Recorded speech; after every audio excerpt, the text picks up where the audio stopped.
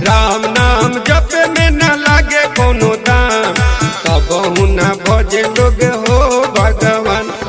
कहत कहत थकल वेद पुराण, अब लोग सुधरी हो भगवान। भगती में मन न लागता, धर्म से लोगवा भागता। पाप के वायरस से बुद्धि भइल जाम, राम नाम जप में न लागे कोनो दाम, तबहू न भजे लोग हो भगवान। कहत कहत थकल वेद पुराण, अब लोग सुधरी हो भगवान।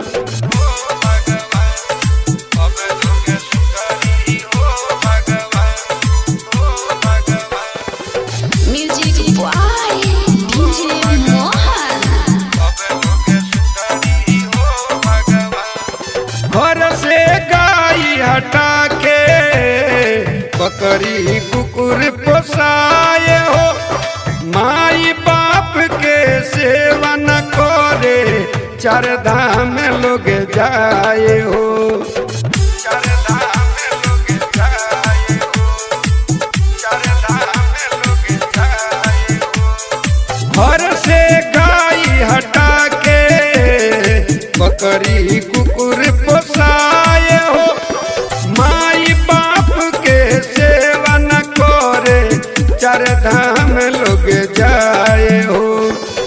चार धाम लोग जाए हो, चार धाम लोग जाए हो।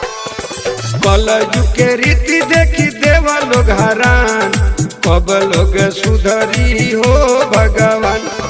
कहत कहत थकल वेद पुराण, कब लोग सुधरी हो भगवान। भगती में मन ना लागता, धर्म से लोगवा भागता।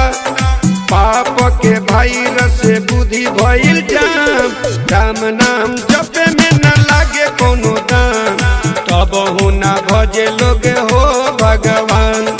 कहत कहत थकल वेद पुराण, कब लोग सुधरी हो भगवान।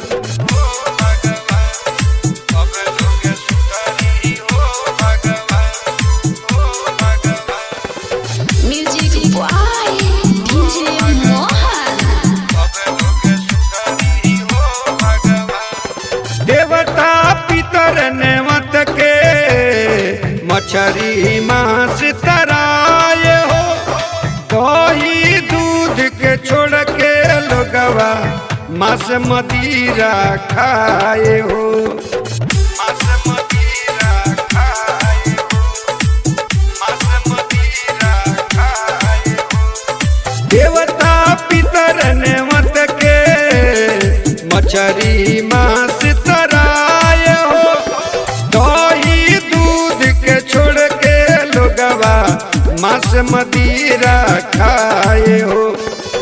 मांस मदिरा खाए हो, मांस मदिरा खाए हो। एही से तो धरती पर मचे को हराम, कब लोग सुधरी हो भगवान।